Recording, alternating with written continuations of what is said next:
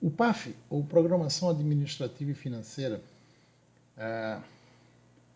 funcionalidade que é acessada a partir de um clique nesse botão no cadastro de rubricas, permite que sejam cadastrados os itens apoiados ou o detalhamento orçamentário de cada elemento de despesa ou rubrica. Selecionando uma das linhas do grid, no caso aqui a linha de equipamento e material permanente, vamos clicar na rubrica do PAF, ou no botão do PAF, e será aberta uma tela que permitirá que o orçamento dessa rubrica possa ser detalhado em itens. Então, por exemplo, eu posso criar um novo item clicando no botão incluir e aqui pondo, por exemplo, teclado. Eu quero que dentro do meu orçamento aqui dessa rubrica eu tenha 10 teclados, cada um a R$200. Okay. Seguindo, nós temos alguns outros campos que podem ser preenchidos para o cadastro do item.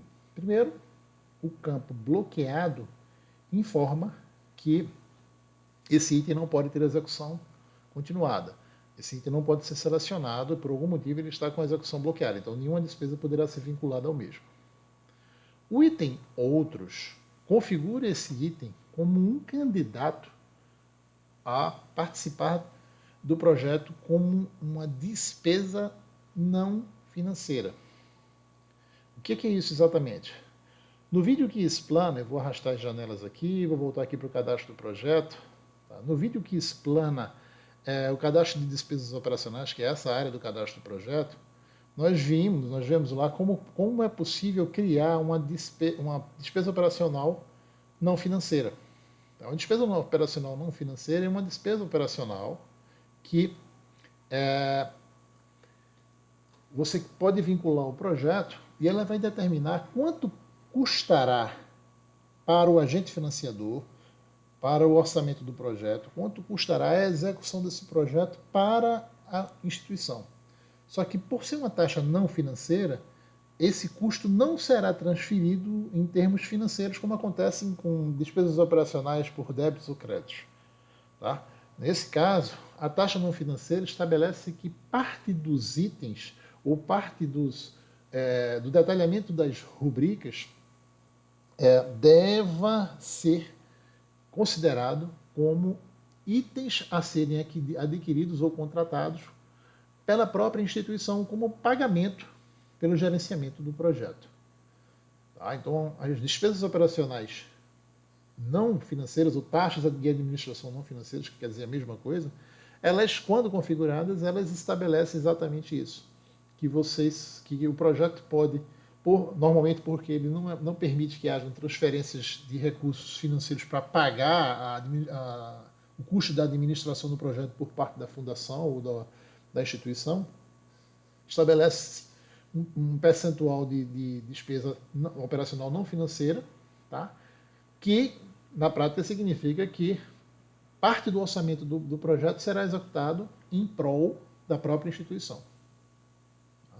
Então, voltando aqui ao cadastro do item, tá? Voltando aqui à tela, quando você clica essa opção Outros, você está informando que esse é um item que é candidato a virar uma despesa não financeira. Ele não é ainda, mas se torna um candidato a uma despesa não financeira.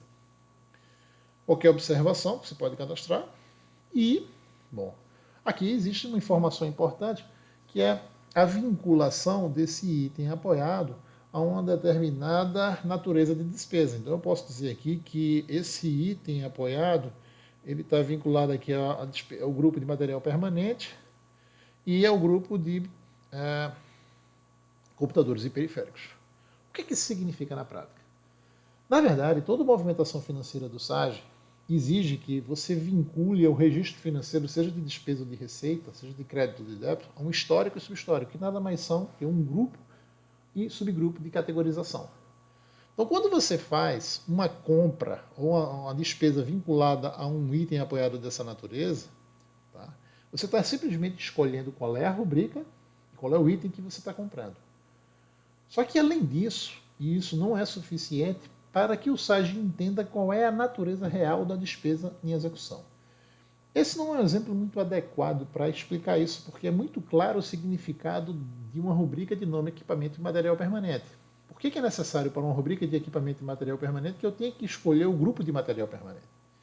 Porque, na verdade, você pode, na prática, ter rubricas de várias naturezas, inclusive de naturezas amplas. Eu poderia ter aqui, por exemplo, uma rubrica de nome materiais.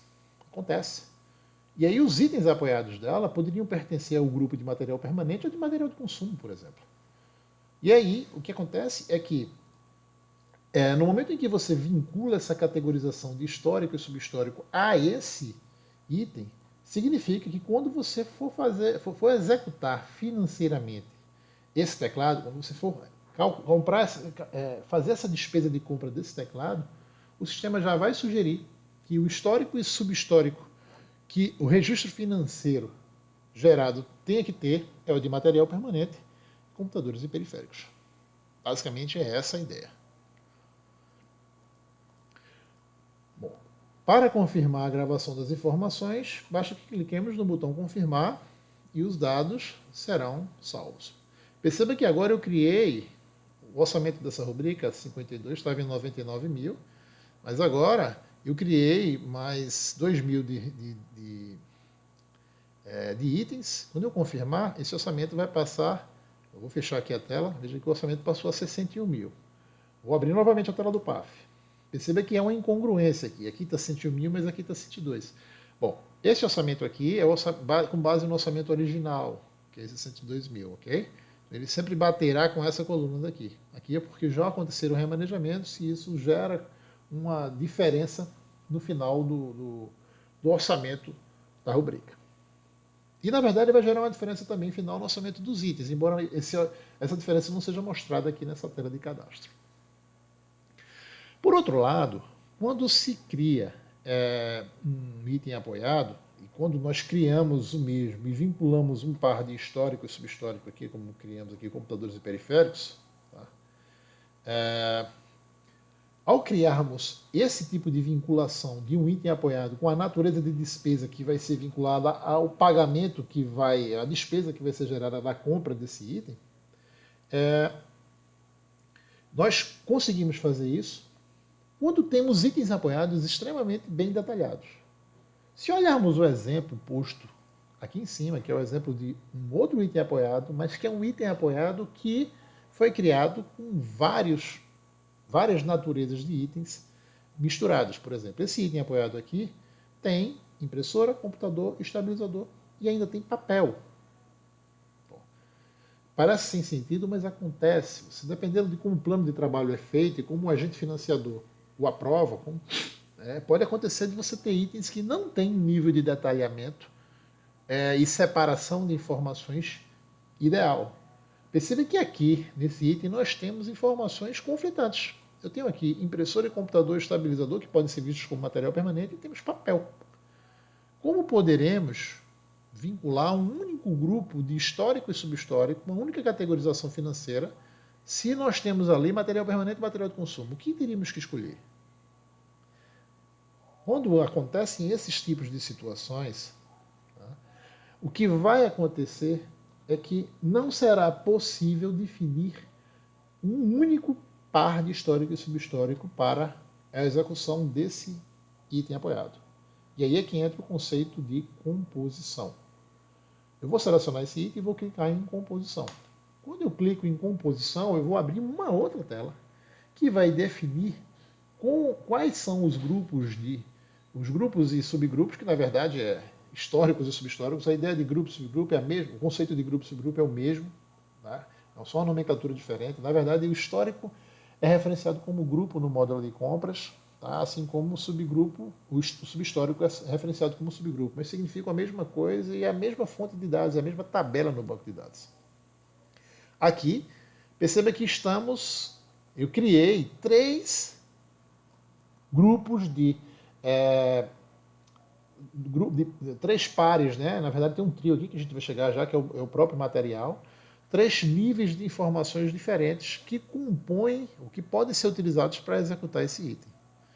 Veja que eu criei aqui um item de material de consumo nacional.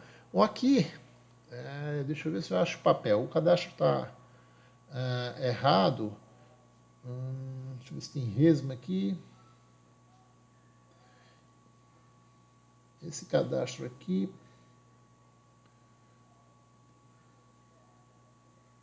Ou enfim, não vamos perder tempo com o detalhamento, mas a ideia é que aqui na lista tivesse, posso pôr aqui com material do escritório, deixa eu ver aqui, de consumo importado, material.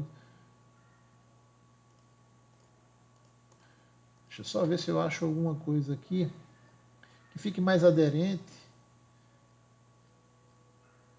e ajude a explicar. Mas enfim, eu não estou encontrando aqui no momento, eu não me preparei para procurar um exato, mas o que importa é o significado real da ideia da composição.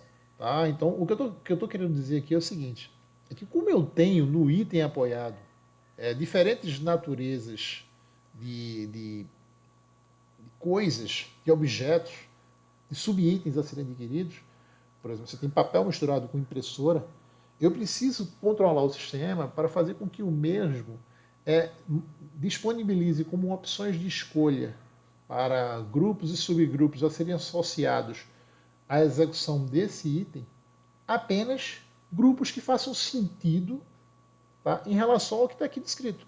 Então, em tese, é como se eu tivesse posto aqui o material de consumo, tá, seria a primeira opção, e aqui seria material de escritório, alguma coisa desse tipo, tá, e aqui papel. Tá? Vamos supor que aqui eu tenha escolhido papel. Esse grupo aqui seria o grupo que seria utilizado quando, dentro desse item daqui, estivesse sendo feita uma despesa para compra de papel. E aqui eu teria outros grupos para, por exemplo, computador e impressora. Eu podia ter um outro grupo aqui, por exemplo, incluir, vou pôr aqui material permanente, 001. E vamos pôr aqui, eu não sei se aqui tem estabilizador, máquinas e equipamentos.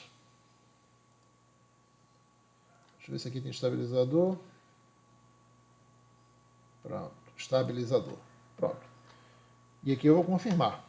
Veja que eu incluí um novo item. E aqui, ó, eu estou dizendo exatamente isso. Ó. Aqui eu tenho impressora, computador, estabilizador e papel. Eu teria aqui o material de consumo. Aqui, em tese, teria que ser papel para ficar coerente. Não achei, mas, enfim, subentende-se que seria essa a ideia. E aqui eu criei 3 grupos. Tá? O histórico, ou grupo de material permanente. O subgrupo de computadores e periféricos. Tá? Sempre aqui. E para cada um dos materiais, eu escolho um para computador, um para impressora e um para estabilizador. Tá? Isso significa, na prática, o seguinte, que quando eu for executar esse item apoiado, essas serão as opções que aparecerão para que elas sejam selecionadas, tá, e vinculadas ao item em execução. Esses serão os grupos, subgrupos e materiais que serão escolhidos para serem disponibilizados, para serem selecionados. Então, quando nós fazemos isso, nós criamos, que chamamos de uma composição de naturezas de despesas e materiais. Isso também vale para serviços, tá? Dependendo do grupo. Aqui, se eu escolher o grupo de serviços, como tem aqui, vão aparecer serviços, embora a coluna aqui esteja com o nome material, na verdade ela envolve materiais e serviços, dependendo do grupo escolhido. Mas isso aqui vai determinar o controle que o sistema vai fazer em termos de como esse item será executado pelo resto da aplicação. Perceba que se eu voltar aqui para a tela de cadastro do próprio item, para o item de teclado, eu não precisei definir qual é o material, eu só defini o grupo e o subgrupo. Mas quando eu for executar a compra desse teclado, tá, eu vou ter que escolher um dos materiais que está dentro do grupo de computadores e periféricos. Então, na verdade, eu vou ter que escolher exatamente o que está dentro aqui desse grupo aqui, um desses materiais aqui. Ó. Tá? Eu até concordo que aqui poderia ter um terceiro nível para a escolha do material, para que esse bem, quando ele fosse comprado, esse item teclado fosse comprado, nós já pudéssemos selecionar de imediato qual seria o grupo, o subgrupo e o material que efetivamente estivesse sendo comprado. Hoje essa funcionalidade não existe. E no momento de uma compra de um teclado, quando esse item for selecionado, o sistema vai obrigar que você possa selecionar somente o material permanente e o subgrupo, subhistórico de computadores e periféricos. Ele vai dar a opção de você selecionar somente essa lista, um item dessa lista de materiais. Por outro lado, quando você define uma composição, você cria 3 grupos, aqui no caso eu criei 4 grupos de opções. Então, na verdade, quando for ser feita a execução desse item de impressora, computador, estabilizador, o sistema vai mostrar os grupos apenas de material consumo e permanente. Se você escolher material de consumo, ele só vai permitir que você escolha essa opção de material de alto consumo nacional. Se você escolher material permanente, ele só vai ter a opção de escolher computadores e periféricos. Tá? E aí depois você vai ter a opção de escolher um desses 3 itens. Vale ressaltar que esse cadastro da composição ele pode inclusive ser aberto. Você pode fazer isso. Opa, desculpe. Você pode fazer isso e, por exemplo, cadastrar somente o grupo e o subgrupo. Isso significa que, se eu fizer isso, eu vou para um outro subgrupo para que isso faça sentido. Máquinas e equipamentos. No momento em que eu for executar esse item, quando eu for cadastrar uma despesa vinculada a esse item, como eu tenho nele a composição de material de consumo e permanente, aparecerão apenas essas 2 opções para serem selecionadas. Se eu só tivesse material permanente, ele só ia mostrar material permanente. Se eu escolher material permanente, ele ia mostrar essas 2 opções de subgrupos e máquinas, de computadores e máquinas, de subgrupos. Você ia poder selecionar apenas esses 2. Se eu escolhesse a opção de computadores e periféricos, como eu tenho apenas esses 3 materiais dentro de computadores e periféricos escolhidos como opções dentro dessa composição, esses seriam apenas os 3 materiais a serem listados como opções a serem escolhidas. Porém, se eu escolhesse máquinas e equipamentos como uma opção do histórico, todos os materiais dessa lista seriam abertos para que eu pudesse escolher qualquer um deles, porque eu não cheguei a explicitar qual é o nível de composição que eu quero montar. Eu defini apenas material permanente e máquinas e equipamentos. Aqui, nesse caso, se eu selecionasse esse material permanente, máquinas e equipamentos, o usuário teria liberdade para selecionar qualquer um desses materiais como o material que de fato está sendo adquirido. Seria similar ao caso em que eu comprasse um teclado, tá?